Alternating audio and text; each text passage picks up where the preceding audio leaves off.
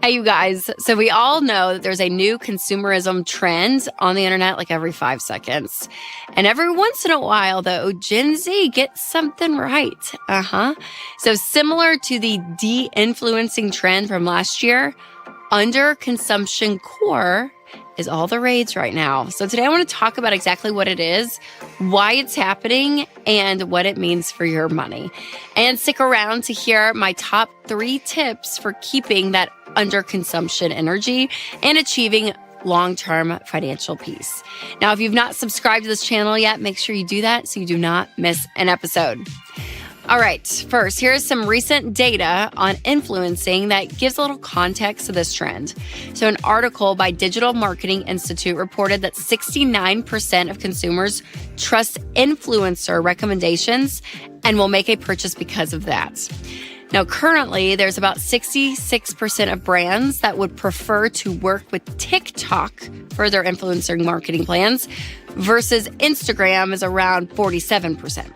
So in response, consumers are showing small ways that they're saying no thanks to the latest, trendiest items. So for example, I saw a reel the other day where a girl showed her hot pink cheetah print hairdryer from middle school as opposed to the latest $500 Dyson hair tool, right? So you can see some people are like, whipping out these like, hey, I still have this from high school. Look how great this is. All right, let's unpack 3 reasons why underconsumption core is really taking over our social media feeds. So the first is actually a quote that I heard from one of my favorite parenting experts, Sissy Goff, and she talks about how really in the first time in history, little girls are now wanting to be influencers when they grow up, which is just wild to hear that this is like a job now that girls want to be. It's what they want to do. They just want to be astronauts or the president or something, right? And now they want to be influencers. So listen, on one hand, I think it's great, right? We want to make some money, some independent thinking here. I guess, on one hand, it can seem great. But on the other is where all of us kind of deep in our core are like, oh gosh, because it can feel like that it's a career based on me and my stuff and look at me and me and me and me. And then when you deliver that content out into the world, the comparison trap is very real, that when you consume that content, you're on the other end comparing your life to the person in front of you, right? So it's a real tension there. It really, really is. But I think we're seeing more and more of this becoming normalized, watching other people's lives and watching their makeup routines and so on and so forth. But I think the key there, especially for these girls, and probably what I'll say to my girls, is like, put content out into the world, be a content creator, but do content that is going to help people in their lives, right? And that may look at like all different aspects, but I think that's an important one. And I think people are feeling that deep in their core as time goes on. All right, number 2 is more people are catching on to the marketing schemes. So companies are literally paying models on the internet to convince you that you need like the next best thing, right? And sometimes, there's like these real life influencers out there and companies, again, are paying them so much money. Now, again, if there are products that are going to benefit your life, we're seeing those via social media and not billboards and magazines, right? Like I would get everything from like 17 magazine or Delia's or like Limited To magazine, right? So like that's where you would like see all your clothes. And now you're seeing them on actual real life people out there into the world. But I do think people are feeling the business end of it. And as a consumer, knowing like, okay, these people are getting paid a lot. And do they really like the stuff, right? You kind of are questioning like, are they doing it for the money? Or is it a product that they genuinely use in their life that they love? Because I don't mind sharing with people like, hey, this has helped me, right? Like Amelia, our oldest, has a little Gab watch, and it's like the best little, they call them dumb phones or dumb watches because there's no internet, but you can text, and like, it's been so great. And I'm like, for other parents out there, like, I don't mind telling you all about how great that is, right? I'm not sponsored by Gab or anything. So again, you can get some great ideas in life from these platforms, but there is a fine line there where you start to see, okay, it's a business, right? And these companies know how to make money. So they're tapping into a money-making machine. And I think we all see it. We know. All right, the third is that people miss the character of personal style that we used to see before social media. Meaning, public buildings and park benches and homes and clothing choices. Like it used to have like a lot more variety, I feel like, versus like everything looking the same. Everything kind of looks like a clone. It's kind of this aesthetic that it's just the same style, right? Where before I feel like people kind of had a level set on expectations. Like, yeah, my kitchen may have brown cabinets like that, like that's normal, right? So I think there is this idea that you kind of miss like the uniqueness of people's own style and character, where they weren't influenced by what is on trend literally every minute of the day, and how quickly those trends seem to change, and then people continue to spend money on them, to continue to keep up with the trend. So it is really difficult, and I think that pushback again goes back to like, man, the individual person and seeing what they like and not just what everything, what everyone else is putting out is missed. We do miss that. But like I said earlier, we've seen people kind of push back against the overconsumption, right? Like the de-influencing trend, I think was a great one. Marie Kondo, like that whole, idea of getting rid of your stuff. Even the home edit, I love their stuff because it's very neatly organized and usually kind of take the crap you don't want out just to simplify, right? Even minimalism, has been on trend too. And I think that's a good thing. I think there's like really great messages in some of these things. So again, this has kind of been a trend of thinking about consumption and like, are we over consuming too much all the time? But the point is that, in general though, convenience is awesome, but the constant need to consume like the next thing, it just isn't sustainable. And we keep going back to that realization. I think we all kind of hit a wall at some point and we all realize it. So if you're feeling the weight of this and you want to take control of your spending, here are 3 ways to do that.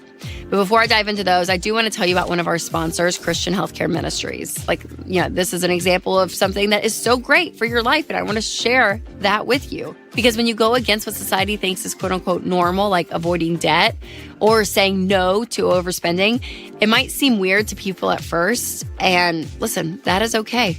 We want you to be weird if that means that you're doing things intentionally, including how you spend your healthcare dollars.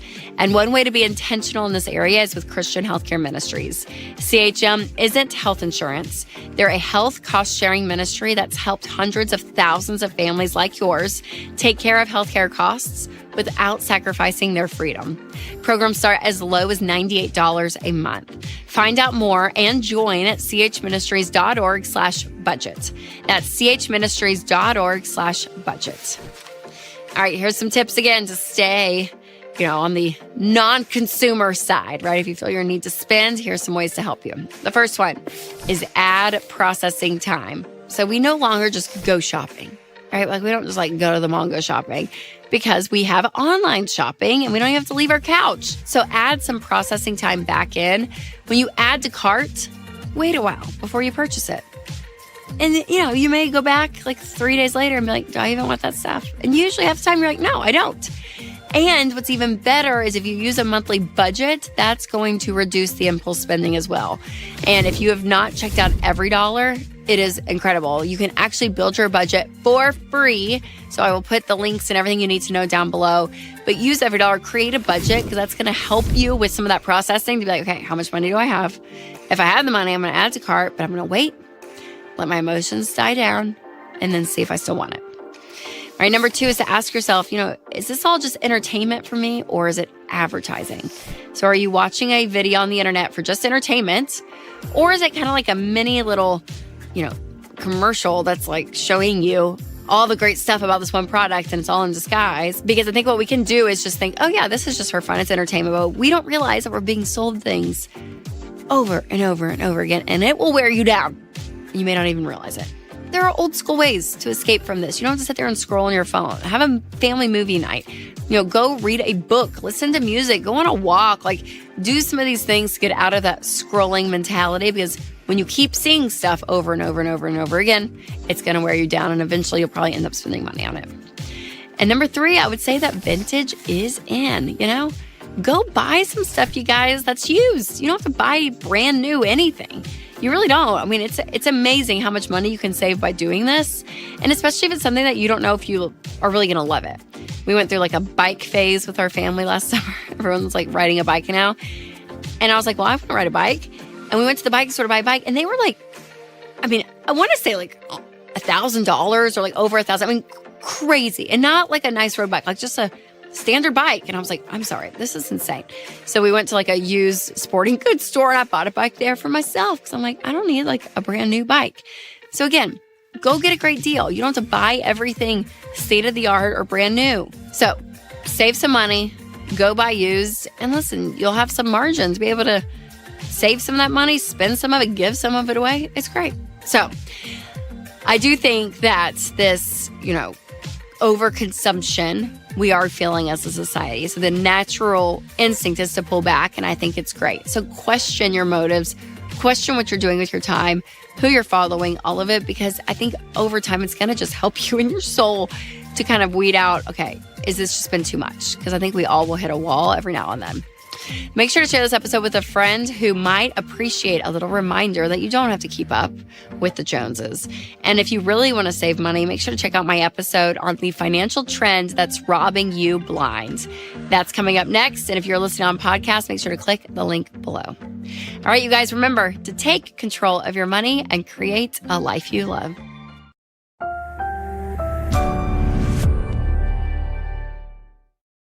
So money can feel really complicated sometimes, but today we're going to have a little fun because I work with a lot of Gen Z friends and they keep me young. And they always are teaching me new lingo. They'll say things and I'm like, what are you talking about? Like, what is this language you all are speaking?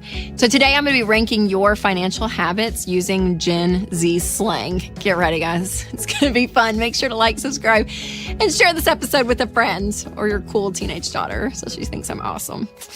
All right, first up is mid. I'm going to do everything in quotes, air quotes, because I just feel like these aren't real words. So we got to remember our proper grammar here, people. Mid, it is mediocre. So it's not bad, but it's not great. So I would say the money habit that's mid is just only investing in your 401k and not exploring other things that are out there. So again, it's not bad. It's great. We want to fund our 401k and that's awesome. But there's other places you can invest your money, like a Roth IRA or index funds or other just growth stock mutual funds or real estate. Like there's other places that we can be growing our money, not just our 401k. And sometimes people take a really simplistic approach where they're like, I'll just do my employer match and that's all I'm going to do. So I'm just funding, 3, 4, 5% of my money into retirement and that's it. Where what we teach is to get out of debt, get a fully funded emergency fund, and then fund 15% of your income into retirement. So it's a lot more going in, which is great. And we don't just want our 401k.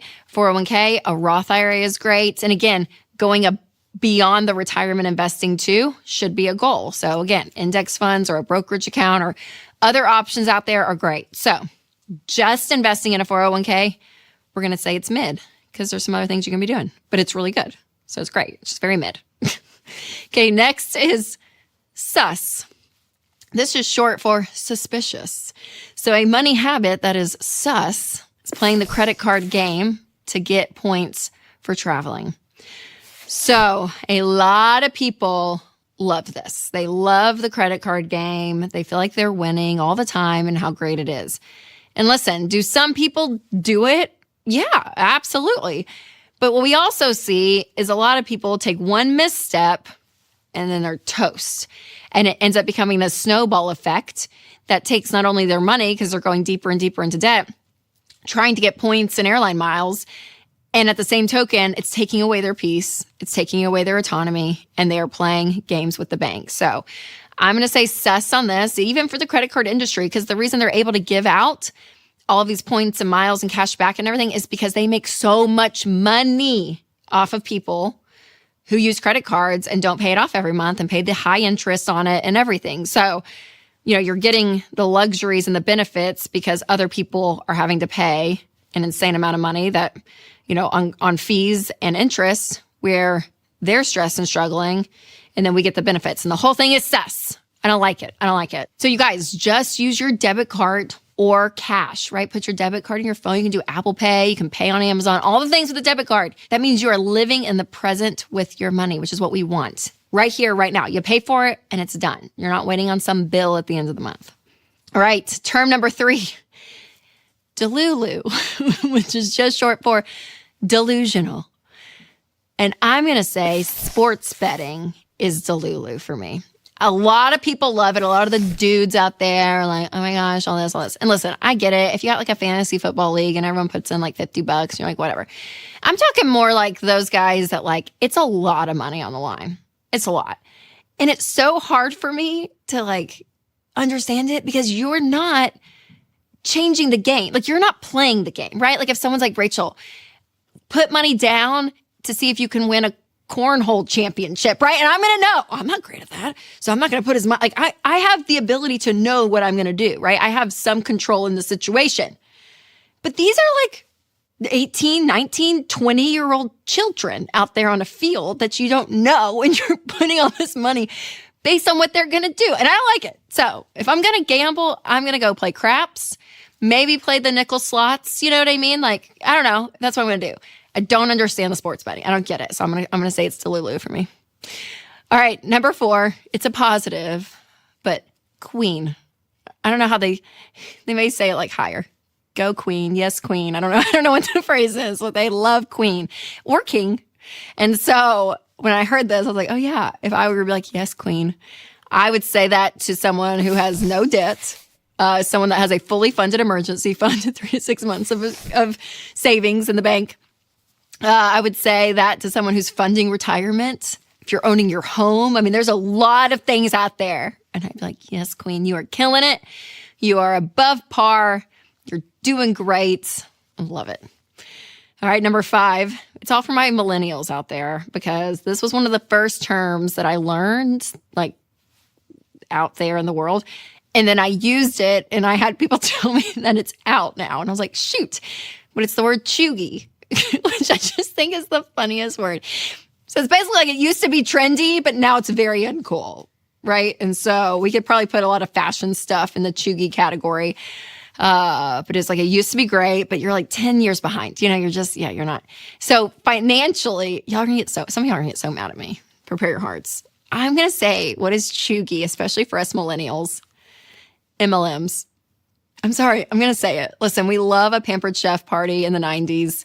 There's some jewelry. I don't know. They're all out there, but I'm going to say like it's 2025, like that's very, whether 90s, 2011 vibes, but we are past that. So I don't know. I would say just get a side hustle. Don't be reaching out to your high school friends on Facebook that you haven't talked to. And you're like, hey girl, I have been roped into some of the funniest conversations, not knowing that I was getting roped into it. And I thought, you are reaching out to me because you are part of an MLM. So I'm not saying they're bad or wrong. And some of you that do them are going to hate me. I get it. I know. But I just think they're a little chuggy. I'm going to say it. All right. Before I call out some cringe money behaviors, I do want to tell you about Christian healthcare ministries. Traditional coverage often leaves people to face big bills alone. So families need more than coverage. They need community. And that's why I love Christian healthcare ministries. CHM is a budget-friendly, faith-based alternative to health insurance, and they've paid over $12 billion in medical bills. You guys, that is faith in action. And with CHM, there are no networks, no insurance headaches, and programs start at just $98 a month. So y'all, CHM is where your faith and your finances agree.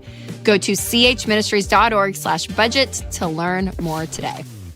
All right, number 6 is cringe. Oh, cringe. So cringe.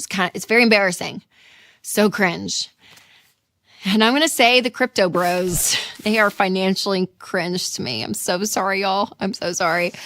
But man, they really take it on as a badge of honor, and they talk their big game and all of it. And I'm just like, it's just kind of cringe. Again, if they're diversified in their financial outlook, and maybe it's a small part of it, that's great. But usually if you're like in that world, you are all in.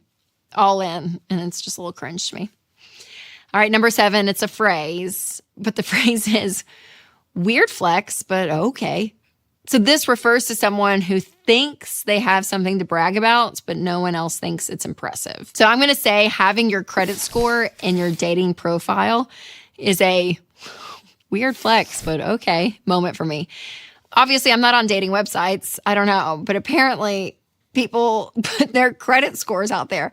And I guess they're trying to show like, I'm responsible with money. I have debt, but I pay it, on time, and my payments are up to date. Like I'm doing good. I don't know. It's a good thing, right? And a lot of people chase this score as a badge of how great they're doing financially. But what's crazy is when you actually see how a credit score is calculated, mathematically, it has nothing to do with the amount of money you have. It has nothing to do with your net worth.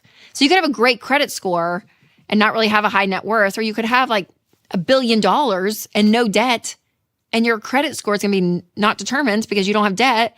So it makes no sense. So again, it's a badge of honor people carry around, but I'm going to just say, I don't get it, but good for you.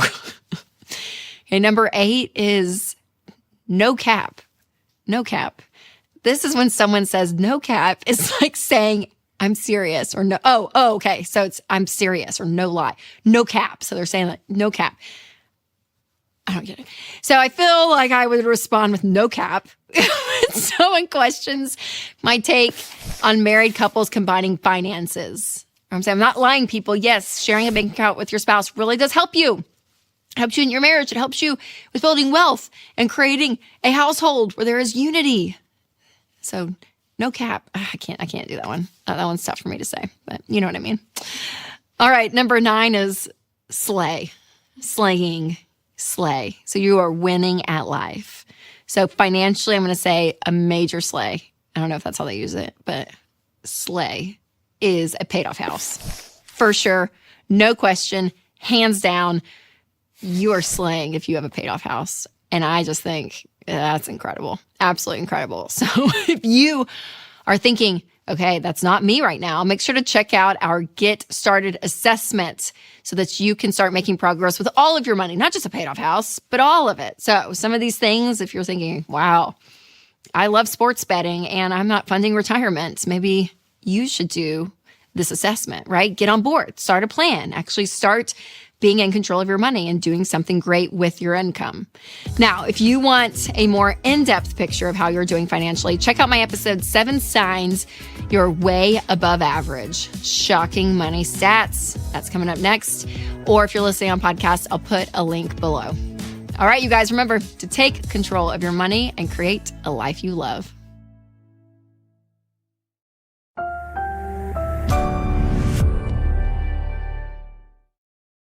Well, hey, you guys. So if you know me, you know that I have a pretty hard line around debt. And I think a lot of people understand and they see why. But one of the most common arguments that I hear is that the experiences are worth taking out debt. So the idea of vacation or great meals, whatever it is, it's like, yeah, but it's this experience and these memories, and it's worth it. So keep watching to hear what I think about this, and be sure to subscribe and share with a friend before we get started. So I saw a recent stat that 45% of parents who go to Disney with kids under 18 take on debt for their vacation. And the average amount of debt that these parents take on was close to $2,000, $1,983 to be exact. So going to Disney, specifically Disney, right? It's an expensive place. I mean, it is. You think about prices of tickets and everything, and there's a spectrum of like, if you stay on property or not. I mean, like there's ways around to cut costs, but just even getting into the park, if you have a family of 3, 4, 5, 6, it's very expensive. And listen, we all have choices to make, okay? And if this has ever been you, it's a choice that's probably coming from a good place. If you're thinking, do I want to go to Disney or not? Do we have the money or not? But it's also a choice that will have consequences if you choose to go into debt. And in my opinion, I think that there is a better way to do this. So I'll share more about that in just a few. But first, I want to debunk 4 common myths around the debt is worth it for the experience arguments, okay? Because again, I think a lot of people justify this. And it's like, well, we need to go into debt because we won't have the money to do something big like Disney. And so again, the justifications really begin. And the first thing that I hear all the time is that Disney parents are the best parents, right? It's this idea of wanting your kids to have a memorable, joyful experience. And that's a really great thing.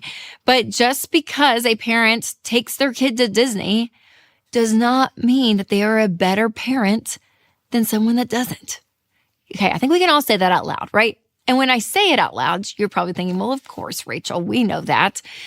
But in the heat of the moment, when you are that parent and that guilt starts, you think, well, yeah. But man, we gotta do this. Like, this is a part of childhood, right? And so this idea, this lie that suddenly you are a better parent because you're giving your child this experience versus maybe saying, we don't have the money, so we're not going to do that. Again, it's a lie. It's a lie to believe that you're a better parent because of it. Number 2, your kids will always be happy at the happiest place on earth. Raise your hand if your child has ever been in a full-blown meltdown and you're like, oh, wait 1 second, child, let me go get my phone so I can video you doing this and then post it so we can be really relevant, like all the things. No, people don't do that. We don't feel meltdowns, not because you're always embarrassed by them. Sometimes you are, but also because your anxiety is high. You're trying to figure out what your kid needs. You're not thinking about going and filming it. So the same is true with the Disney parent. And I'm going to believe that. I'm going to take the positive approach to this, that people aren't posting their meltdowns because nobody has time to whip out their phone and record the meltdown, right? So the idea that every picture you see, most pictures you see, it looks like a glorious time, and I bet some of the trip is. We have been to Disney as a family, so I will fully admit, there are times that it is so fun and enjoyable. And then every trip, always, no matter where you are in life, right? Even out to a restaurant, the meltdown happens, or the disrespect, or the talking about whatever it is. It always happens. And it always happens at Disney too. But you may never see it. Number 3, my kid is going to remember every single detail of every day. They won't always remember that specific thing on that specific day and that specific ride and that specific time. What they remember is the overall emotion of the trip. They remember the funny moments as a family. They remember the time that they were scared and they were brave and did the thing. I mean, the idea that they're going to remember every single detail is just not true. It's not. I mean, even as parents, we don't. And so the idea of sharing moments with your family that are memorable in Disney or not is really crucial because that is what your kids remember. They really do. They remember how they felt in a moment versus the actual thing. All right, before I debunk the 4th lie and share my number 1 tip for traveling the smart way, I want to tell you about our sponsor, Delete Me. I saw a headline recently that really caught my attention. 1/3 of the U.S. population's background info is now public. So for 115 million of us, data breaches mean that our info is just out there for anyone to find. And this is stuff like our names, addresses, phone numbers, and more. And that is why I love Delete Me, because they find and remove your information from hundreds of data broker websites that will buy, sell, and trade your personal information. So take control of your online privacy with Delete Me. An individual Delete Me plans start as low as $9 a month. So sign up today at joindeleteme.com/Rachel for 20% off, or just click the link in the description.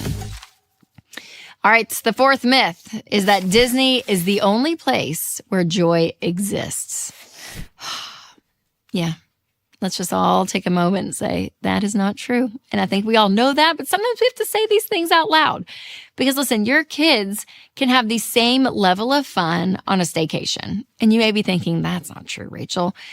So much of our attitude as parents and the environment in which we live our lives and handle our kids in situations matters so much more than where we are. Because you could create an incredible staycation and they are going to have the best time. Because listen, if you don't have cash for Disney, maybe book a room at the local Holiday Inn with a Groupon and let the kids go crazy with the vending machines and the indoor pool. And trust me, they are going to have a great time.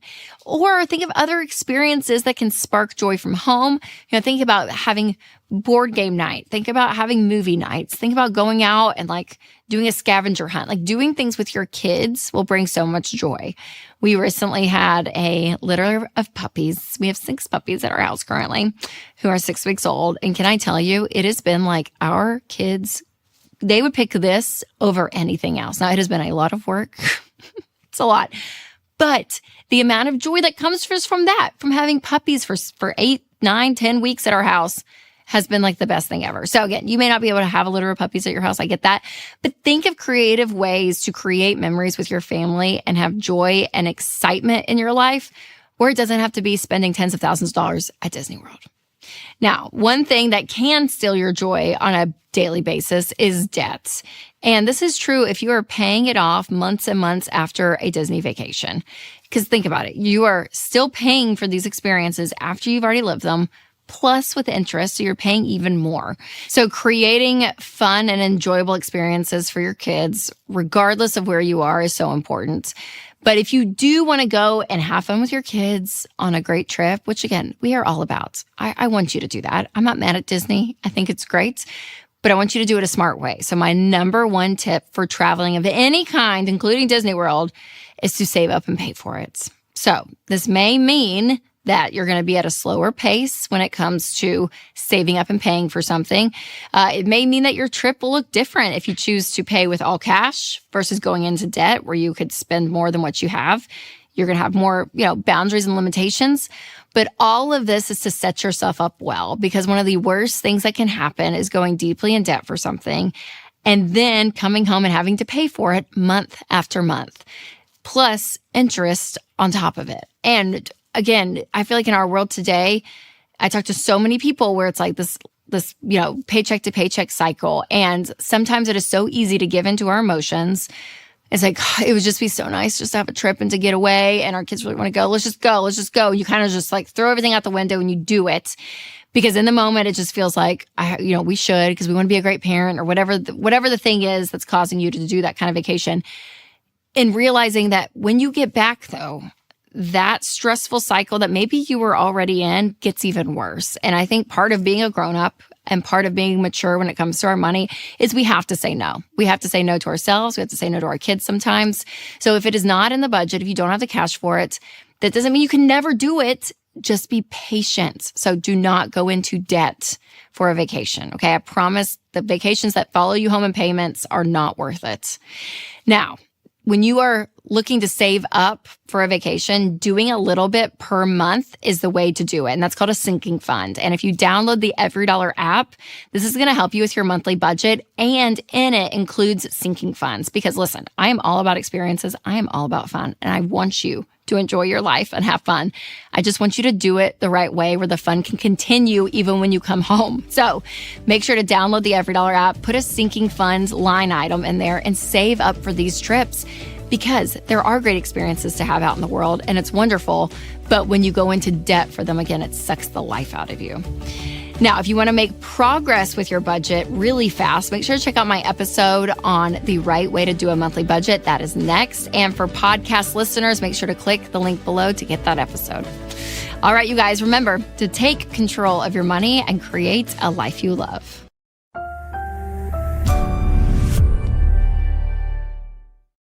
All right, you guys, it's warm outside. It's feeling great. I feel like summer is here, but also this is the time of year where the comparison trap is real. So we're going to talk about it, how to recognize it, and to make sure that it doesn't sabotage your peace or your money. But first, let's just have a little come to Jesus moment. Okay, social media, you're going to be scrolling, and you're going to see, pictures full of people's, travel, days at the pool, running with their kids through fields, being out with girls' night on a rooftop bar, like whatever it is. Okay, you're going to see all the fun of people's lives this summer because it is fun. All of this is great. But please just remember, again, I'm just giving you like what you know, but it's just the truth. So we need to say it out loud over and over and over again. You don't know the full picture. Okay, when you see someone's life, you're just seeing that one snapshot that they've chosen, by the way, to put out to the world. So remember that. And I'm not saying everyone's walking around being all fake and stuff. It's not that. It's just there is a curation happening and we need to say it out loud. And so what you're not seeing are, the fits that the kids are throwing. You're not seeing, maybe the stress of like that girl's trying to figure out her outfit and she's got frustrated and all this stuff in her closet. Like you don't see all these parts of people's lives. You're kind of just seeing that. Just the best, just this picture. So Always give the person that you're seeing in that social post grace. Give yourself grace. And for me, one of the best ways to just practice contentment is to focus on what I am grateful for my life. It's so easy to live through someone else's life. Live through your own and be grateful for it. That's one reason I wrote the contentment journal, because gratitude is such a massive part of our rewiring of how we live life. So gratitude, humility, contentment, all of that is in the contentment journal. I'll put a link down below if you want to check it out. But this is something that is so crucial to you winning with money. So that's our little come to Jesus moment about social media. You know it. I'm just going to say it again. Now, what can you do if you feel like you are trapped in this like spiral of comparisons?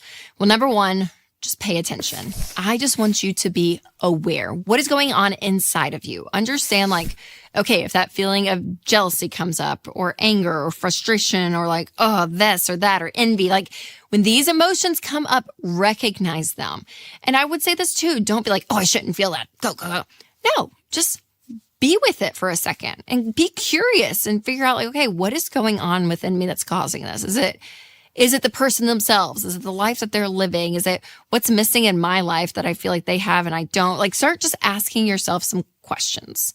Then number two, start to pivot. And I want you to, be aware, be conscious of what's going on inside of you, but then realize we don't want to stay there for an ever and ever. Amen. Start to turn your eyes towards, again, that gratitude, like what we talked about, because we want you to again, not just numb away that feeling, but also we don't want to stay in it forever. So recognize, hey, I'm going to live a life of gratitude. And I'm going to say to myself and point out, this is what I'm grateful for my life today. Be present where you are.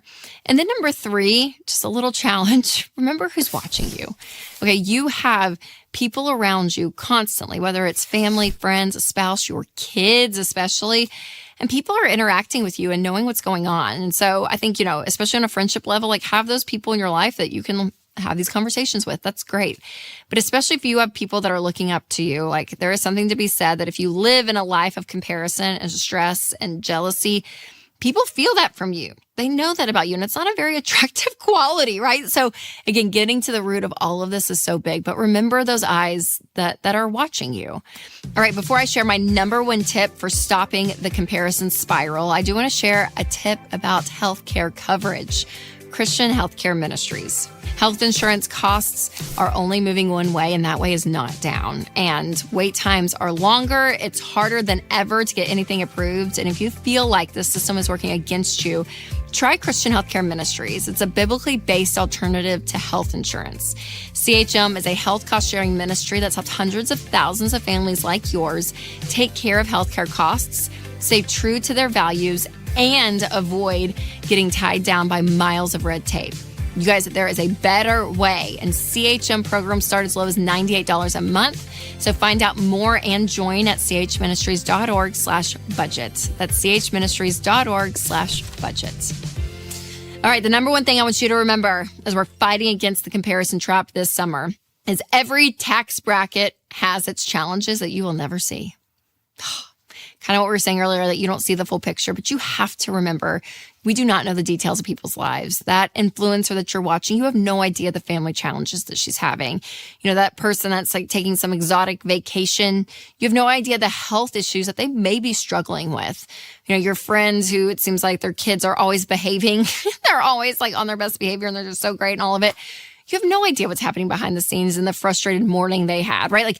We're not seeing this. And so money does not fix it all, you guys. It does not fix it all. So sometimes we can glamorize certain people's lifestyles. But remember, there are things that are going to happen in life that money cannot buy. Money cannot fix. And so recognizing that people struggle all day long. They do. There are people that are struggling relationally with health issues, spiritually, all of it. So just knowing, again, giving that person grace in the picture that you're seeing, giving yourself grace, just to know we're not seeing the full picture of this person's life. So just celebrate them where they are, be grateful for your life, and continue to make that a cycle. Now, we've talked about the tactical ways to kind of pivot those feelings, but to really understand the heart issue behind comparison, I want you to check out my video, The Real Reason Everyone Seems Wealthier Than You. You can click here, or if you're listening on podcast, click the link below. All right, you guys, remember to take control of your money and create a life you love.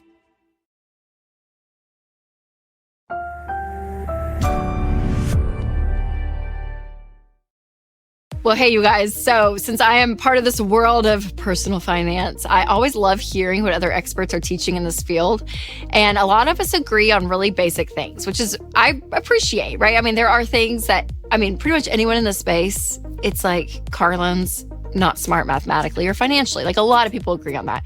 Maybe investing strategies are different. Maybe even the way we talk about debt is different. But I always find it interesting, people's nuances when they're teaching about money and their perspective on it. So whenever a book comes out around money, I usually try to read it. And my neighbors kept talking about this one book and I was like, I've got to read it. It's called Die with Zero by Bill Perkins. And listen, y'all, it was a really interesting book. And I would say like 85% of it, I was like, all right, I could get there. So today I want to talk to you about some of my takeaways from that book, maybe a few ideas that we kind of differ on. But again, I think it's always important to learn, to grow, to understand people's perspective because it could kind of shift some of yours in a good way. And I'd be curious what you guys think. So be sure to stick around to the end or drop your thoughts in the comments. Okay, like the title suggests, the main concept is to die with zero, which makes me very nervous already. But listen, he argues, the author, that says normally you would just leave an inheritance or money that you've, been saving your whole life, and maybe you have it designated to your kids, or maybe you have it designated to charity or whatever it may be. But would it be more fulfilling in your life if you actually did those things while you were alive? So there's a statistic that I heard recently that said you actually need the most money when you're around like 26 to 38, because that's when people are putting down payments for homes. People are, replacing cars. They're paying off their college debt. Like that age time period is really expensive. So he would argue, instead of leaving an inheritance to your kids, why don't you just give them some money now that's going to help them in their life propel forward, which I thought was really interesting. Now, before I share the main points of the book, I want to tell you about one of our sponsors, Christian Healthcare Ministries. So when you go against what society thinks is, quote, normal, like avoiding debt, for example, it might seem weird at first, and that is totally okay. We want you to be weird if that means that you're doing things intentionally, including how you spend your healthcare dollars. And one way to be intentional is with Christian Healthcare Ministries. CHM isn't health insurance. They're a health cost-sharing ministry that's helped hundreds of thousands of families like yours take care of healthcare costs without sacrificing their freedom. So find out more and join at chministries.org/budget. That's chministries.org/budget. Okay, so I want to break down kind of the three main ideas that I took away from the book and the pros and the cons of them. So, number one, he would say we don't need a bunch of wealthy 70-year-olds who are now tired of traveling. And actually, when it comes to their day-to-day life, there's just not that much, that they need to spend money on, but yet they could potentially have millions and millions of dollars. And what their plan is when they die, they're going to pass that on, to their kids or give it away to charity and all of that. So the interesting thing with the kids is, what if you just started giving them more money now and let them use it in their current lives? Like we said earlier, a lot of them in their 20s and 30s, if it's there, they're going to benefit from that money, I would say even more in that age range versus, if they die at 80 and you hand it down to your 60-year-old kids, well, they're fine at that point. Then it's going on to the grandkids. So if that makes sense, I really did. I was like, man, I love that idea, because part of changing your family tree is helping your kids. And again, it's a very fine balance, because you don't want to just throw a bunch of cash at your kids. And again, not everyone has that ability to. I understand that fully. If you're on the baby steps, you're probably thinking, okay, Rachel, that's great for someone else. But if you have that mindset, there is something about intentionally, when you give money or spend money that your kids are able to use for assets or for themselves, it's a really beautiful thing. Now, the con is that your kids still need to build character. There's dignity that they still have to work and they still have to provide for themselves. So it's almost like you don't want to give them so much so they don't have to do anything.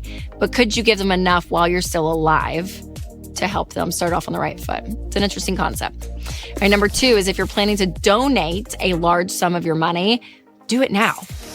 So he would say, you get to see the impact of your generosity and be able to see what is happening in the world from your generosity. And again, instead of waiting to die with possibly millions in the bank, if you're investing all of that, you don't get to see that. And I'm like, man, there is something powerful. If you want to do something with that money and help people, help them in today's world if you can.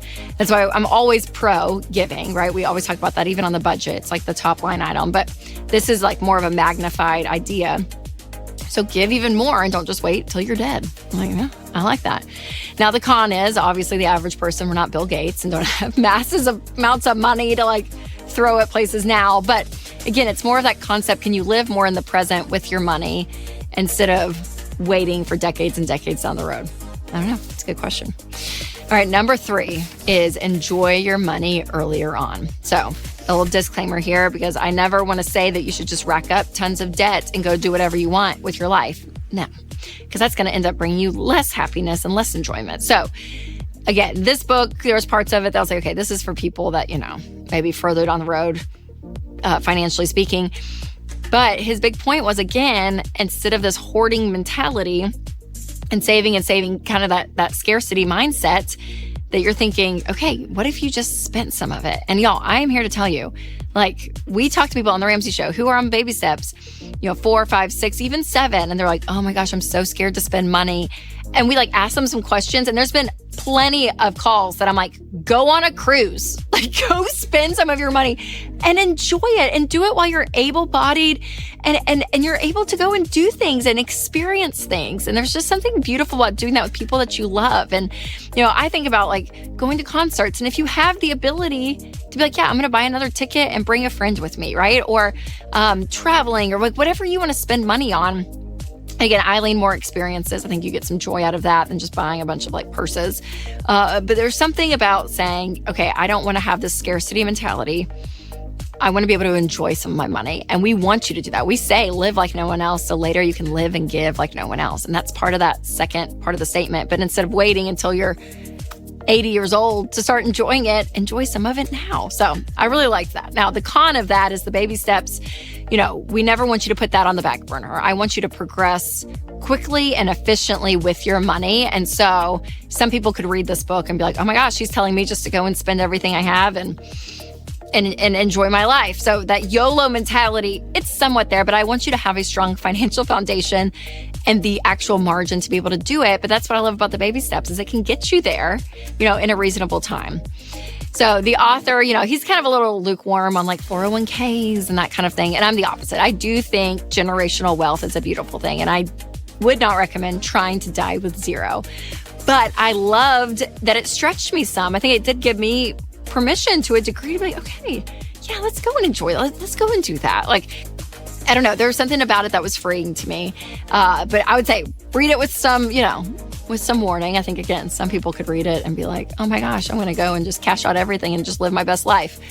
We want to be wise. We want to be smart. And I would not want to go and spend or give all the way down to zero before I die, because that is scary. You want money, up until you're dead for sure.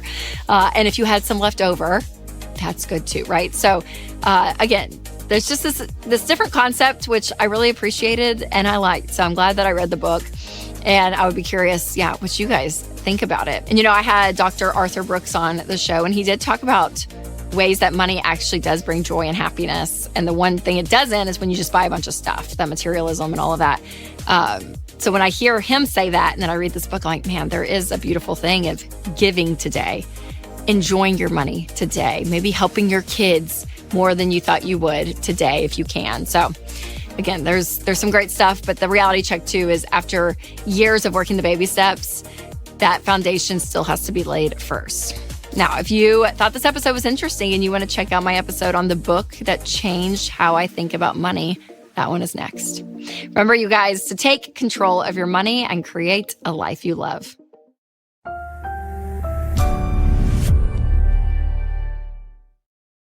Hey, listen, it can be tough to build wealth in 2025, but don't let that frustration put you out of the driver's seat and sitting in the passenger seat and just be like, whatever happens, happens. No, you can actually direct where you and your money go in the future. So if you want to know what I mean by all of this, keep watching, because today we're going to talk about 5 of the most toxic and unhelpful lies that people believe when it comes to their financial situation. So let me know in the comments which ones really hit home for you, and make sure to like, subscribe, and share this video with a friend.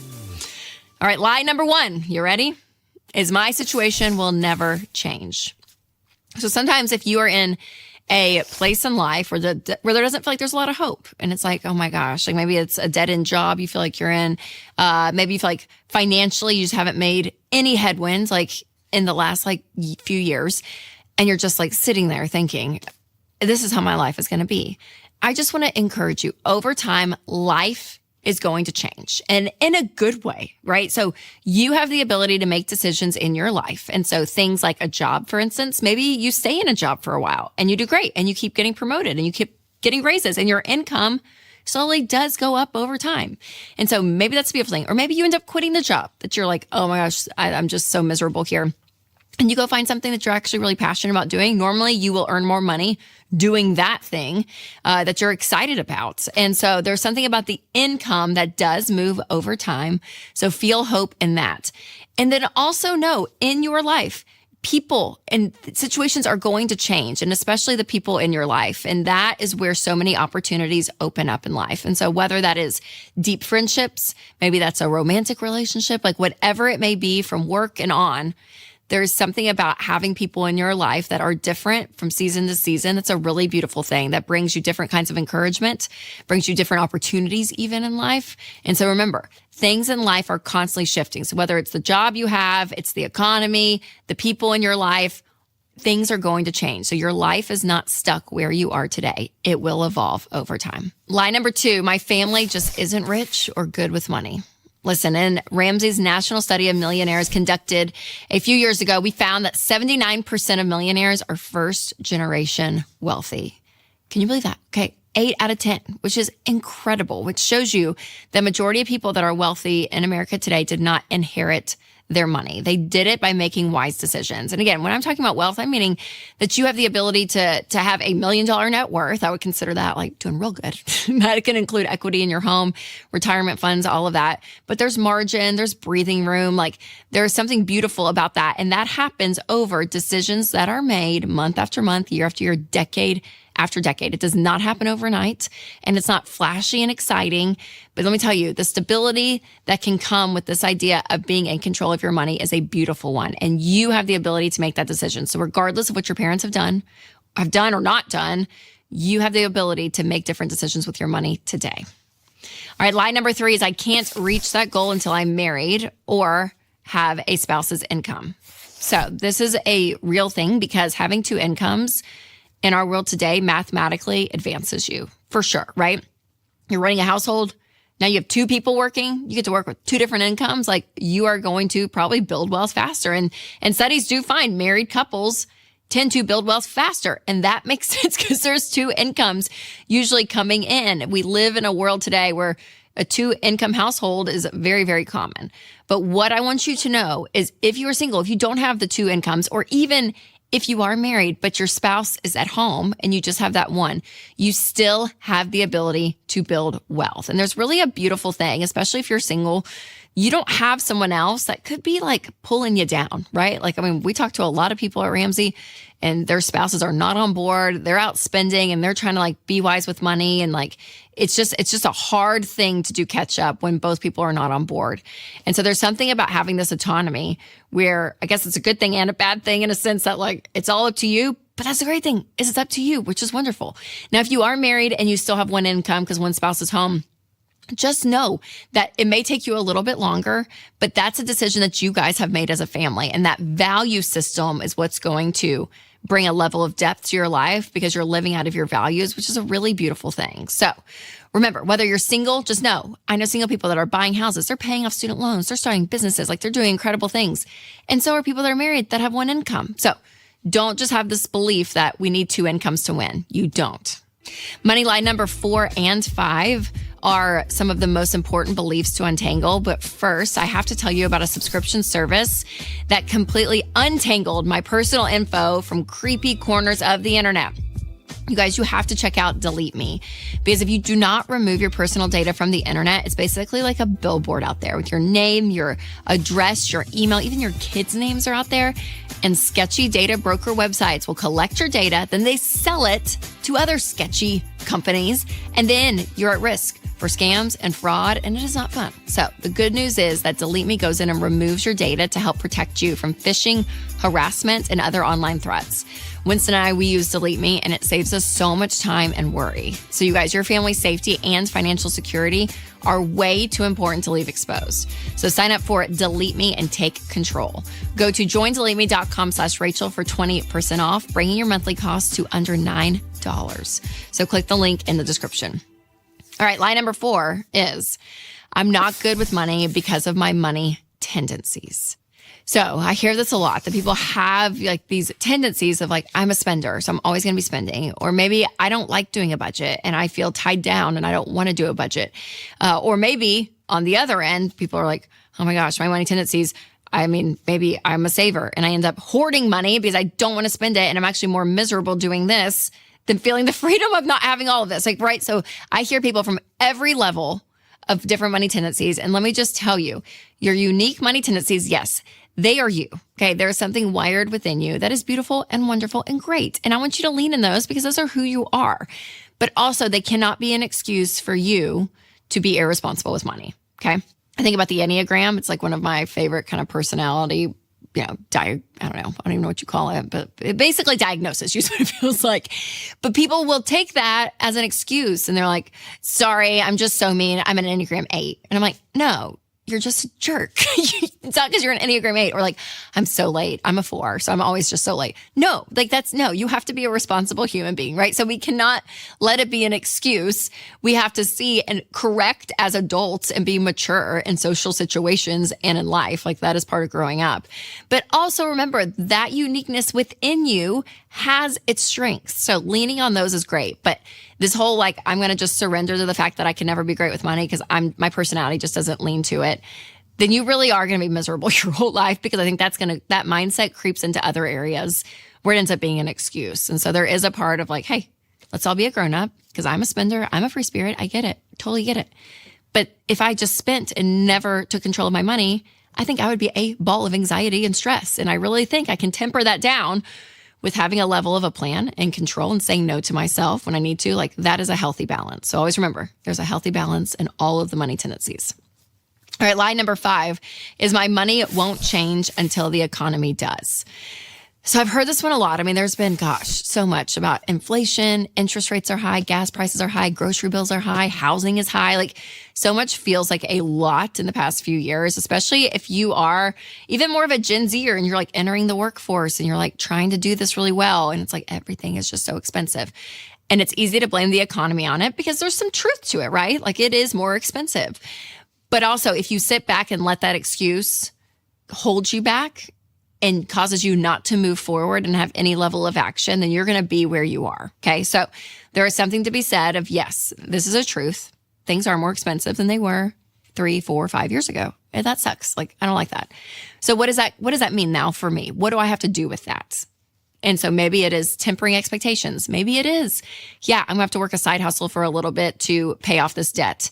Maybe it means, understanding that, okay, I'm going to have to cut back on where I shop and I can't shop at the fancy organic grocery store. I have to, go somewhere that's less expensive, but still has great food, like Aldi, for instance, right? Like there are things that you have to make decisions about that counteract what's going on in the economy. But if you just sit there and stay in the excuse of, well, it's just the economy and that's what it is. And a lot of people are there because I scroll on Instagram reels and I see people that just sit there and complain about it. And I get it. It sucks. So I think acknowledging that, but also if you stay in that, you're not going to move forward. So you have to build a whole new set of different expectations and values around your money to counteract what's going on in the economy. And that's actually a really beautiful thing, because if you have that flexibility within you to make different decisions, and then let's say the economy's great and like inflation's really low and interest rates are really low and all this, then you're going to be like way ahead of the game, because I think you have tempered a really hard economy. And when it goes well, that's what's going to be magnified in you, which is a really beautiful thing.